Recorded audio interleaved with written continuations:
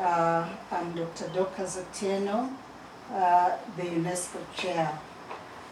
Now, just to take you through the outline of the presentation, I felt it necessary to look at some definitions because for some of us, the word green economy and sustainability may be new in one way or another.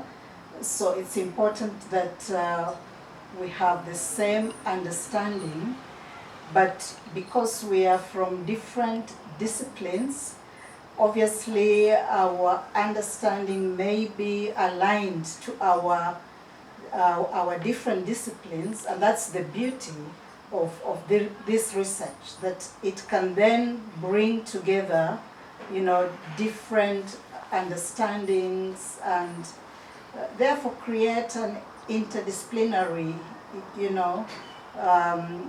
base of knowledge that can be very rich for our students.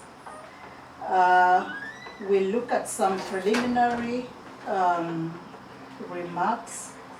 It will be important to look at the background and context of this research, and then I will take you through the research problem.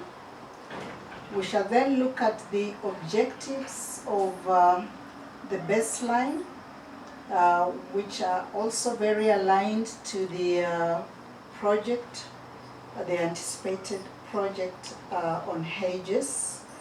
We look at the methodology used to carry out the baseline.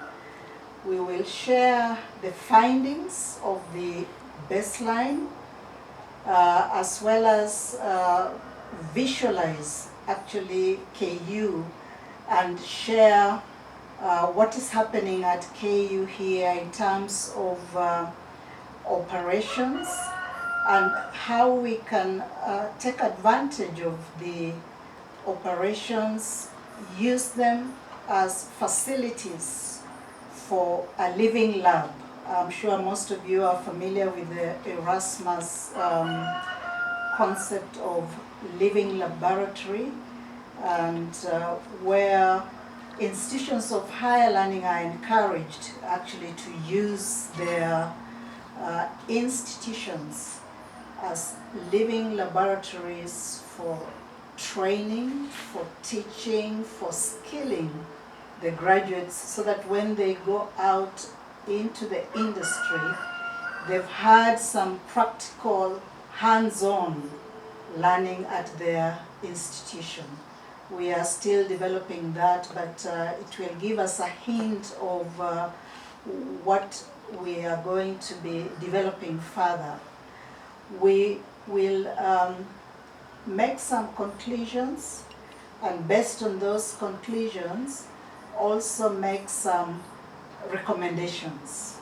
I'm saying some because I'm leaving room also for your input.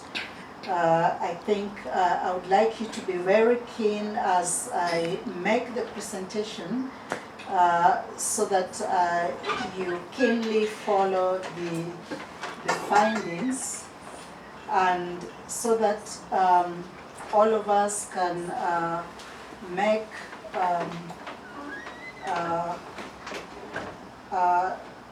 some contribution to the discussion and therefore to the conclusions as well. Therefore, these are some of the words I would like you to note. Green economy. It has many definitions, but I've picked this one of UNEP. Green economy is defined as a low carbon, resource efficient, and socially inclusive economy which aims at reducing environmental risks, managing ecological scarcities, and aims at sustainable development without harming the environment. Some people prefer to use the phrase green growth, which is really, the process that then leads to a green economy. And this one is the fostering of economic growth and development while ensuring that natural assets continue to provide resources and environmental services, without interruption. Then we have green jobs. We will mention it once in a while. What does that mean?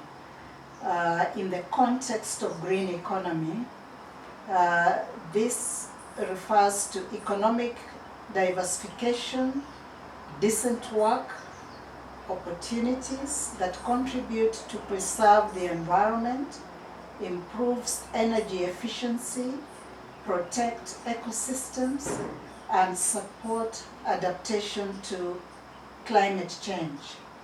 As we know, in the current world, there are many threats, risks, and climate change is one of those risks, including COVID, and green growth is the preferred pathway to development which can address all these risks and threats to sustainable development.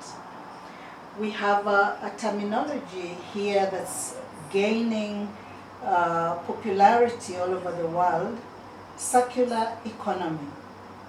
This is an economy based on principles of designing out waste and pollution while keeping products and materials in use and regenerating natural systems.